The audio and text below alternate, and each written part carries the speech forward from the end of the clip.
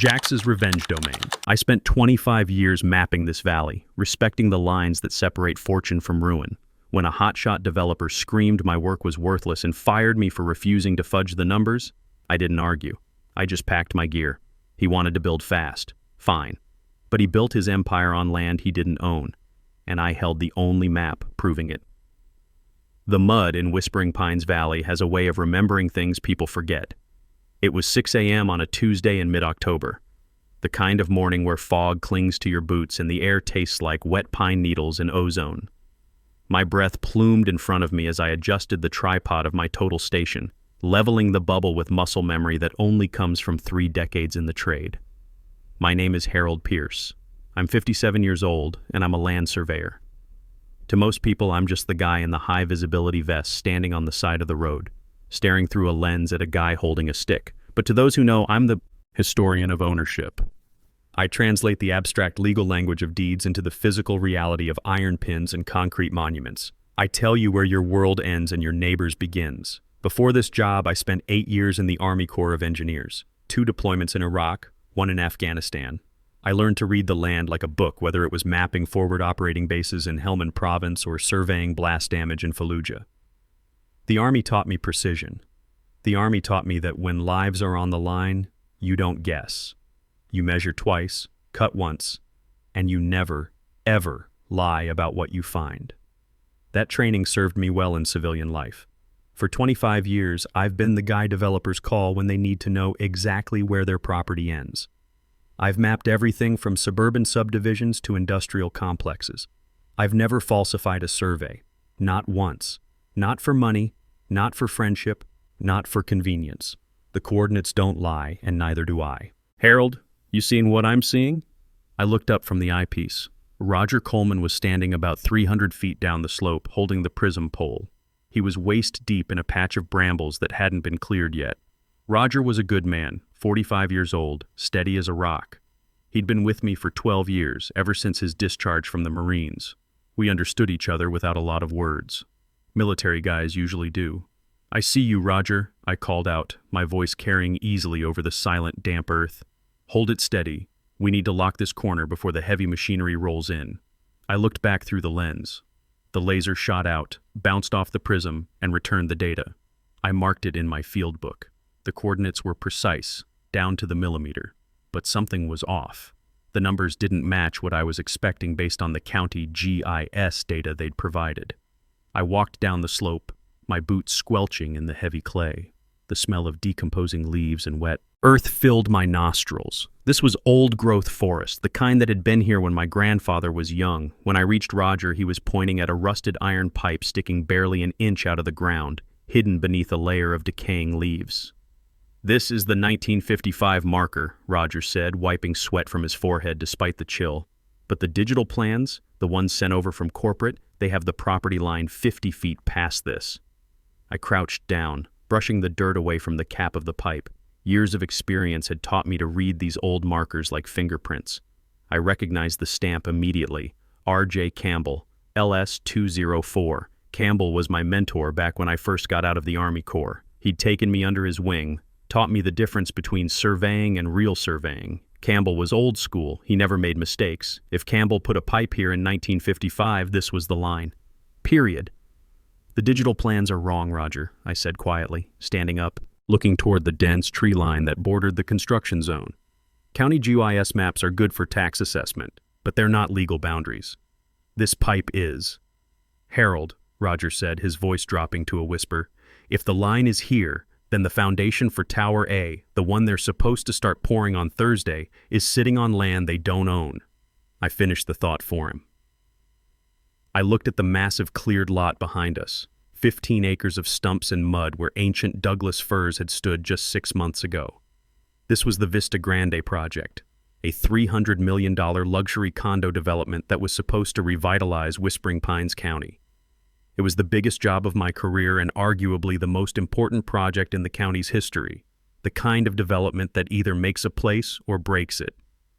"We have to flag it," I said, reaching for my roll of bright pink flagging tape. The fluorescent color would be visible to anyone with eyes. "Walsh isn't going to like it," Roger warned, looking back toward the cluster of white construction trailers parked near the site entrance. Spencer Walsh, the golden boy, son of old Samuel Walsh, who'd built half the shopping centers in the county before retiring to Palm Springs. Spencer had inherited everything, the company, the connections, the money, but none of the respect. He was 31 years old and acted like the world owed him something just for showing up. Walsh pays me to tell him the truth, I said, tying the bright pink ribbon around the rusted pipe. The fabric fluttered in the morning breeze like a warning flag. Whether he likes the truth or not is his problem. My job is the geometry. Geometry doesn't care about his feelings. I didn't know it then, but that piece of pink plastic was about to start a war. A war between old and new, between experience and arrogance, between the way things are and the way some people think they should be. I've fought in real wars, with real bullets, and I can tell you this. Sometimes the quiet battles hurt the most. Roger and I finished the morning's work in silence. We shot elevation points, checked our GPS coordinates against the county datum, and documented everything in the field book. By 11:30 a.m., we had enough data to confirm what the iron pipe had already told us. The property line ran 50 feet closer to the planned tower than anyone thought. "What do you think happens next?" Roger asked as we loaded the equipment back into the truck. I looked at the pink flag, bright against the gray morning. "We do our job," I said. "We measure, we document, we report. Everything else is somebody else's problem." But even as I said it, I knew that wasn't true. In my gut, I could feel the storm coming. 2 days later, the piece of the valley was shattered by the roar of a matte black G-Wagon tearing up the gravel access road. I was in the site trailer cross-referencing the county deeds with my field data. My desk was a chaotic sea of rolled-up blueprints, historic maps, and a lukewarm cup of coffee that had been getting cold since dawn. The trailer shook as the G-Wagon slammed to a stop outside. Through the window, I watched Spencer Walsh climb out, his Italian leather shoes hitting the mud with obvious distaste. He was wearing a bespoke navy suit that probably cost more than my truck payment, and those pristine white sneakers that screamed, "I've never actually worked a day in my life." The door to the trailer flew open, banging against the metal wall with violence that made my coffee ripple. In walked Spencer Walsh, and the temperature in the room seemed to drop 10 degrees. His face was flushed red, whether from anger or the cold October air I couldn't tell. "Pierce," he barked, not bothering with pleasantries. He threw a roll of plans onto my desk, scattering my carefully organized paperwork. "Why is there pink tape in the middle of my footprint?" I didn't stand up. I didn't even look at him immediately. I just took a slow, deliberate sip of my coffee, set the cup down, and then met his eyes. "Good morning, Mr. Walsh. That pink tape marks the northeast corner of the property, the actual northeast corner." Spencer laughed, but there was no humor in it. It was the kind of laugh you hear from someone who's used to getting their way and can't believe anyone would dare tell them otherwise. He walked over to the window and pointed a manicured finger at the construction site spread out below us. "Do you see those excavators, Pierce? Do you see the concrete mixers lined up like soldiers? Every hour they sit idle costs me $10,000. I have investors breathing down my neck, bankers calling every morning, and a ribbon-cutting ceremony scheduled for next summer. The mayor, the governor, half the state legislature is going to be here." I leaned back in my chair, studying his face. Spencer Walsh was a man who had never heard the word no and meant it. His father had built an empire by bulldozing through obstacles, and Spencer assumed he could do the same. But bulldozers don't work on property lines. "I understand the schedule, sir," I said, keeping my voice level and professional. "But your architectural drawings are based on a GIS map from the county website. Those maps are for tax assessment purposes. They aren't legal boundaries. They're estimates, sometimes off by 50 feet or more." Spencer's jaw tightened. "So fix it." "I can't fix geography, Mr. Walsh. The physical evidence, that iron pipe in the ground, shows that the property line is 50 feet tighter than your plans assume. Your building footprint overlaps onto land you don't own." He leaned over my desk, invading my personal space in a way that would have gotten him a broken nose in the army. The smell of expensive cologne mixed with barely controlled rage filled the small trailer. When Spencer spoke again, his voice was low and dangerous. "Move the line." For a moment, I thought I'd misheard him. "Excuse me?" "You heard me perfectly," he said, his eyes cold and calculating. Go out there, pull up that rusty piece of junk you found, and put a new pin where my architect says the building goes. Nobody will know, it's just woods out there. Who's going to care about 50 feet of scrub brush and deer trails? The silence that followed was deafening. Outside, I could hear the distant rumble of diesel engines, the beep of backup alarms, the sounds of honest work being done by honest men. Inside the trailer, I could hear my own heartbeat. In 25 years as a civilian surveyor and 8 years in the Army Corps, I had been asked to do a lot of things. I'd been asked to work 16-hour days in 100-degree heat. I'd been asked to survey minefields in Afghanistan while mortars fell around me. I'd been asked to work for less than I was worth, to skip safety protocols, to cut corners on everything except the work itself. But I had never, ever been asked to falsify a survey. "Mr. Walsh," I said, standing up slowly. At 6'2", even with my gray hair and the extra 20 pounds, Margaret kept telling me to lose. I still cut an imposing figure. Years of military bearing and hard physical work had given me a presence that didn't back down. "What you're asking me to do is a felony. It's fraud. It's a violation of my professional license, my personal ethics, and about 15 different state and federal laws." Spencer stepped back, but his voice got louder. "You blue-collar types are all the same. You think your little rules matter more than progress. You think your piece of paper license is more important than jobs, than economic development, than the future of this entire county. The future of this county isn't built on lies," I said firmly, "and it sure as hell isn't built on land you don't own. If you pour that foundation where it's planned, you will be sued. You will lose, and you'll lose big." Spencer's face went from red to purple. "I don't lose, Pierce. I have lawyers who eat people like you for breakfast. I have connections you can't even imagine. Hell, I play golf with the county commissioner every weekend." "Good for you," I said, "but you don't play golf with geometry. The line is where it is because that's where it was surveyed and recorded in 1955. Your golf buddies can't change mathematics." Spencer pulled out his phone, probably to call one of those lawyers he was bragging about, but then seemed to think better of it. Instead, he stepped closer again, close enough that I could see the vein throbbing in his temple. "Let me make this simple for you, Pierce.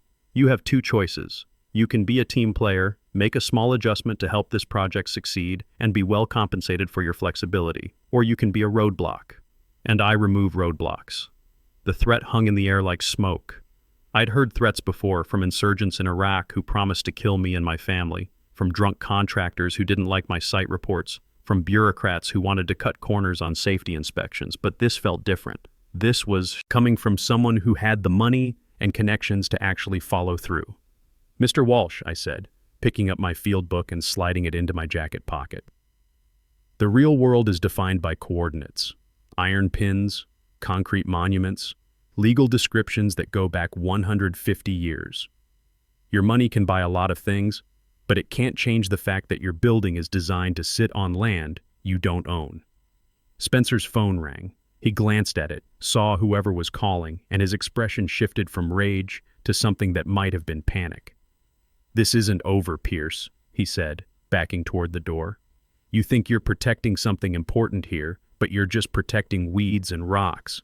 When this project opens next year, when it brings 500 jobs and $50 million in tax revenue to this county, nobody's going to remember your little surveyor tantrum. They're going to remember who built the future." I walked to the window and looked out at the pink flag still fluttering in the breeze 300 feet away. "Maybe," I said, "but I'll remember who tried to build it on stolen land." After Spencer left, the trailer felt too small and too quiet. I tried to get back to work, but the numbers on the page seemed to blur together. Roger came by around lunch, took one look at my face, and asked what happened. I told him. All of it. The demand to move the line, the threats, the whole ugly scene. "Jesus, Harold," Roger said, slumping into the folding chair across from my desk. "What are you going to do?" I looked at the field book in my hands. 25 years of surveys, thousands of property lines, and never once had I been asked to lie about what I found. "I'm going to do my job," I said. Same as always. But even as I said it, I knew that everything had changed. The pink flag wasn't just marking a property line anymore. It was marking a line in the sand. By Friday morning, the tension on the site was thick enough to cut with a knife. The October rain had started. a relentless, gray drizzle that turned the clay into a slick, treacherous mess that swallowed work boots and made every step a challenge. I was out by the foundation pit for Tower A, watching the excavators work around the pink flag I'd placed 3 days earlier. The concrete trucks were staged and ready. Dispatch had called twice asking about the delay. The clock was ticking on $50,000 worth of concrete that would go bad if they didn't pour it soon. But Roger had done exactly what I'd asked him to do. He'd stopped the digging 10 feet short of the property line. "Harold, I don't know how much longer I can hold them off," Roger said, his hard hat dripping rain as he walked up to me. His voice was strained. The crew was getting restless, and the concrete trucks were burning diesel just sitting there. "Corporate's been calling every hour. They want to know why we're behind schedule." "Because we're behind schedule for a good reason," I said, checking my field notes one more time. "If they pour that concrete where it's planned, 12 feet of that foundation will be sitting on land Spencer Walsh doesn't own. Once it's poured, it's permanent. There's no taking it back." Roger nodded, but I could see the worry in his eyes. He had a wife and 2 kids at home, a mortgage on a little house in town. Jobs like this didn't come along every day in Whispering Pines County. "What if Walsh fires us all?" "Then he fires us all," I said, "but we won't be the ones who built on the wrong land." Just then, the familiar roar of the G-Wagon echoed across the site. Spencer Walsh's vehicle came sliding around the corner, spraying mud in all directions before skidding to a stop near the foundation pit. Spencer jumped out before the engine was even off, his face red with rage and his expensive suit already getting soaked by the rain. "Why are we stopped?" he screamed, his voice carrying across the entire construction site.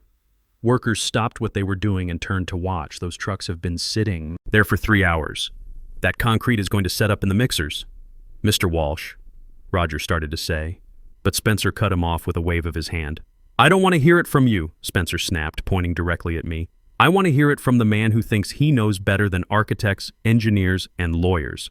Tell me, Pierce, why is my $300 million project sitting dead in the water because of your pink ribbon?" I stepped forward, feeling every eye on the site watching us. The rain was coming down harder now, drumming against hard hats and turning the construction site into a muddy battlefield. "The as-built survey isn't back yet. If you pour now, you'll be 12 feet over the property line. You'll be building on land that belongs to someone else." Spencer's laugh was ugly and sharp. "It's just dirt, Pierce. Empty dirt in the middle of nowhere. The owner of that parcel has been dead for 20 years. His heirs live in California and haven't paid property taxes in a decade. Nobody cares about 50 feet of trees and weeds." "I care," I said quietly. "And the law cares." "The law?" Spencer stepped closer, close enough that I could see the rain running down his face like tears. "You want to talk about law? I'll show you law. I have contracts. I have permits. I have investors who will sue this county into bankruptcy if this project doesn't deliver on time." He turned to Roger, who was standing about 10 feet away, trying to look invisible. "Coleman," Spencer commanded, his voice echoing across the silent construction site. "Pour the concrete. Right now. All of it." Roger looked at me, his eyes wide with panic. He was caught between his loyalty to me and his fear of losing his job. I could see the internal struggle playing out on his face. He had bills to pay, a family to support. "Roger," I said softly, "don't do it. Think about what you're signing your name to." "I am the boss here," Spencer screamed, his voice cracking with hysteria.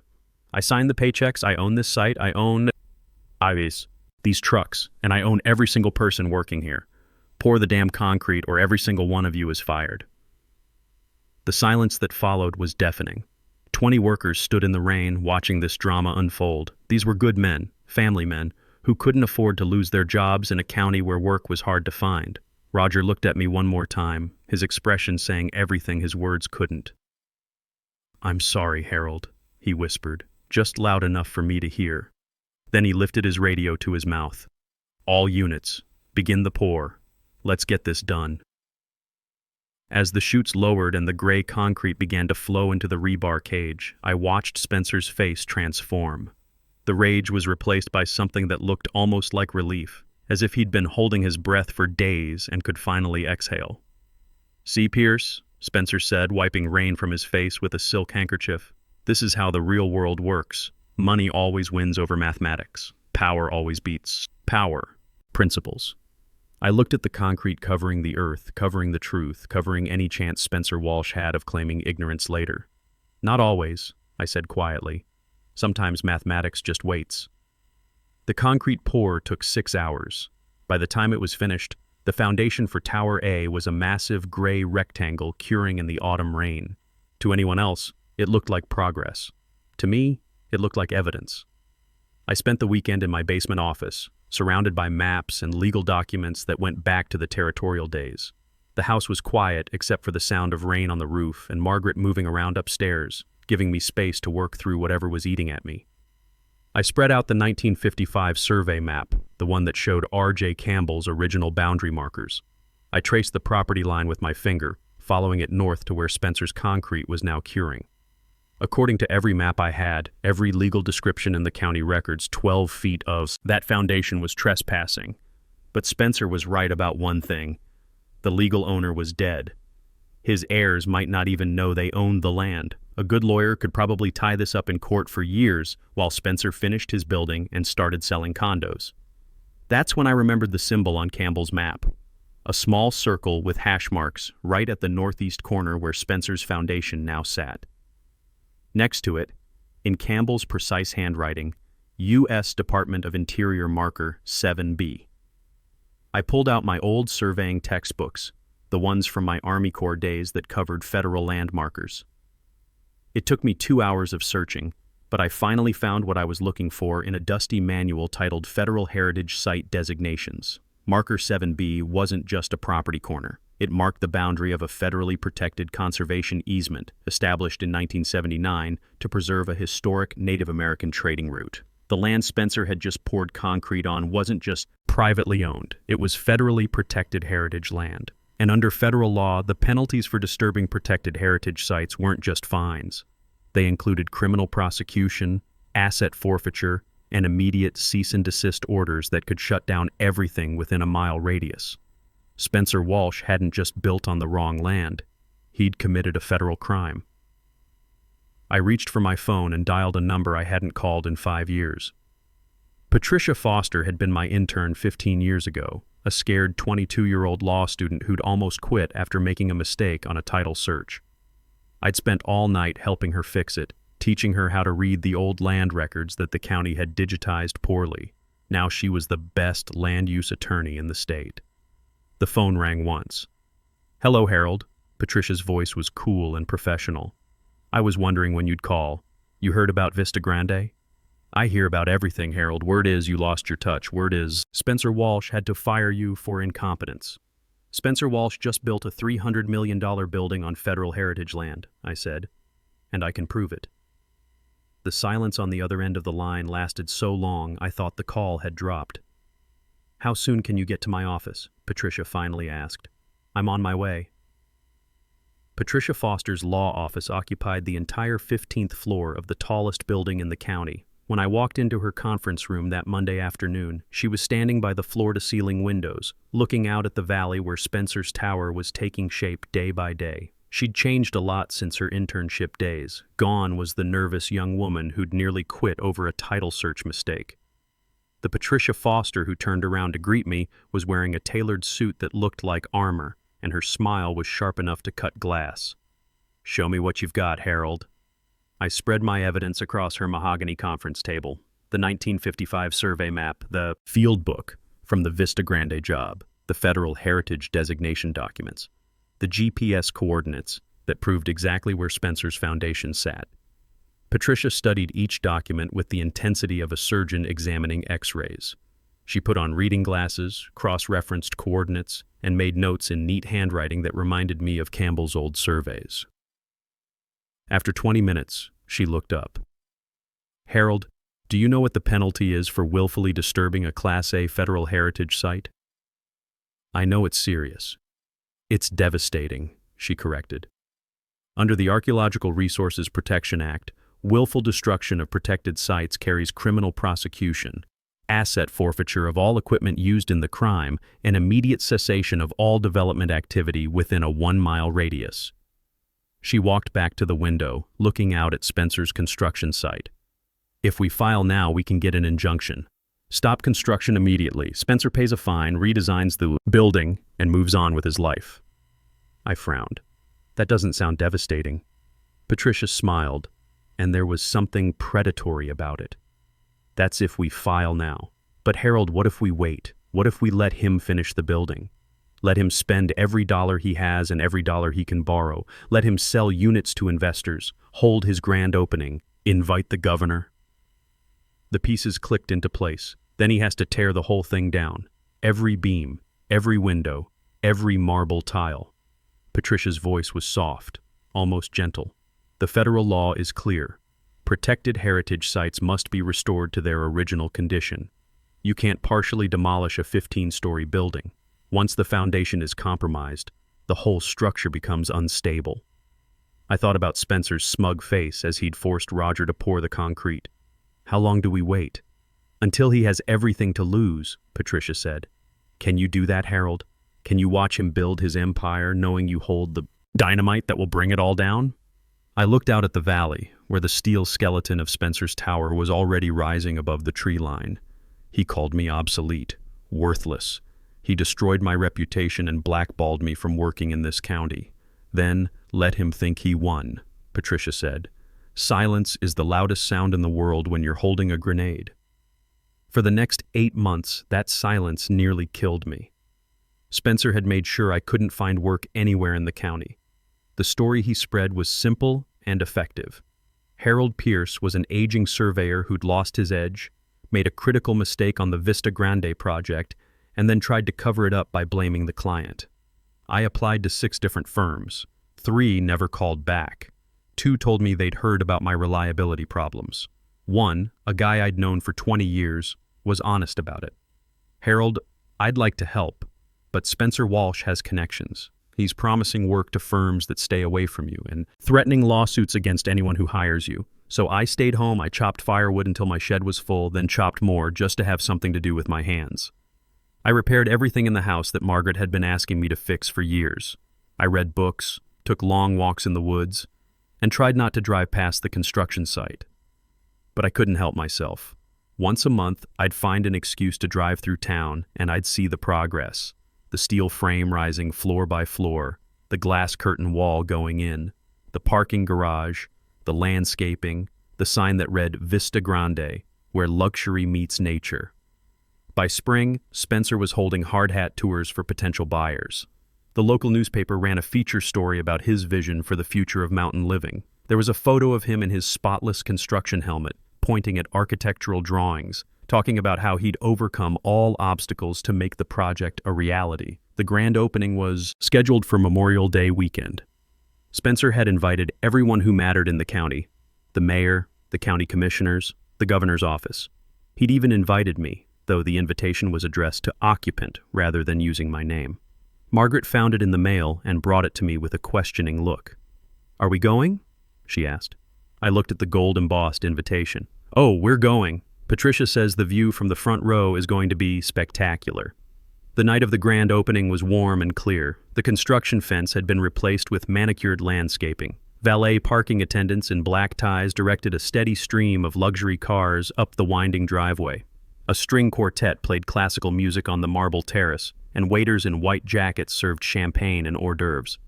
Margaret and I walked up the red carpet in our best clothes, me in a 10-year-old suit that still fit, her in a navy dress that made her look 20 years younger. The security guard at the entrance looked at me with vague recognition but couldn't quite place where he'd seen me before. The lobby was impressive, I had to admit. Soaring ceilings, polished granite floors, a crystal chandelier that probably cost more than my annual salary, and there, in the center of it all, was Spencer Walsh, holding court like a king receiving tribute. He was talking to a circle of investors and officials, explaining his vision for transforming the valley. He looked confident, successful, untouchable, the golden boy who'd proven that money and determination could overcome any obstacle. "Ladies and gentlemen," Spencer's voice boomed across the lobby as the crowd quieted. "Tonight isn't just about a building. It's about vision. It's about proving that when you refuse to accept limitations, you can reshape the world itself." He raised his champagne flute. "To Vista Grande. To the future. To Vista Grande." the crowd echoed. I checked my watch, 8:15 p.m., right on schedule. At 8:16 p.m., the main doors opened, but not for more guests. 4 men in dark windbreakers walked in, the words federal agent visible in yellow letters across their backs. Behind them came Patricia Foster, carrying a leather briefcase, and behind her, a bearded man in the uniform of the U.S. Department of the Interior. The string quartet stopped playing. Conversations died mid-sentence. Spencer frowned, stepping down from his impromptu podium. "Excuse me, this is a private event. Who are you people?" The lead agent stepped forward. "Spencer Walsh?" "Yes, and you're interrupting." "Special Agent Turner, FBI Heritage Crimes Unit. We're executing a federal search warrant for this property and a seizure order for all construction records related to the Vista Grande development." The color drained from Spencer's face. "Seizure order? For what?" Patricia stepped forward, her voice carrying clearly across the silent lobby. "Mr. Walsh, this building was constructed illegally on federally protected heritage land. You were notified of the boundary violation 8 months ago by your chief surveyor and chose to proceed anyway." Spencer's eyes found me in the crowd. The recognition hit him like a physical blow. "That's a lie. He's a disgruntled employee. He made mistakes and tried to blame me." The man from the Department of the Interior held up a GPS device. "Sir, I'm the federal surveyor for this region. We confirmed the boundary violation this morning. Your foundation encroaches 12 feet into the Whispering Pines Heritage Protection Zone. You've destroyed a federally protected archaeological marker." "So I'll pay the fine," Spencer said, his voice rising toward panic, "whatever it costs." $100,000? $500,000? Patricia's smile was razor sharp. "Mr. Walsh, this isn't a zoning violation. Under federal law, the penalty for willful destruction of heritage sites includes criminal prosecution and complete restoration of the site to its original condition." The words hit the crowd like a bomb. Investors began pulling out their phones. The mayor tried to slip out a side door but was blocked by another agent. "Restoration?" Spencer whispered. "The building has to come down," the federal surveyor said matter-of-factly. "All of it. You can't selectively remove a foundation without compromising the entire structure." Spencer looked up at the crystal chandelier, at the marble floors, at the empire he'd built with borrowed money and other people's trust. The realization crashed over him like a wave. He wasn't just losing a lawsuit, he was losing everything. His legs seemed to give out. He sat down hard on the marble steps, his perfectly styled hair falling into his face. "Pierce," he said, his voice barely audible. "You watched me build it. You knew this would happen, and you watched me build it." I walked over to him, my footsteps echoing in the silent lobby. Everyone was watching, waiting to hear what I would say. "I told you the truth on day one, Spencer," I said quietly. "You just chose not to listen." The demolition took 3 months. Every day, Spencer's tower got a little smaller. Every day, the mountain views that had been blocked by steel and glass emerged a little more clearly. The bank had liquidated his assets to pay for the teardown, but it wasn't nearly enough. Spencer Walsh, the golden boy who'd inherited an empire, lost everything and ended up with a federal conviction for heritage site destruction. He's serving 18 months in minimum security. Last I heard, he was teaching basic math to other inmates, which seems fitting somehow. I'm sitting on my back porch now, watching the sunset over the valley. Where Spencer's tower used to be, there's just a gentle slope covered in new grass. The Conservation Trust bought the land for a fraction of what Spencer had paid, and they've asked me to survey the boundaries for a new hiking trail. I said yes, pro bono. Patricia stopped by last week with a bottle of expensive whiskey. "To the guy who held the line," she said, raising her glass. "To patience," I replied. "And to the land remembering everything, even when people forget." The whiskey was smooth, but not as smooth as watching justice finally balance the scales. Sometimes the most powerful weapon isn't what you say, but what you choose not to say until the perfect moment. In the end, arrogance always builds its own prison. You just have to be patient enough to watch them lock themselves inside.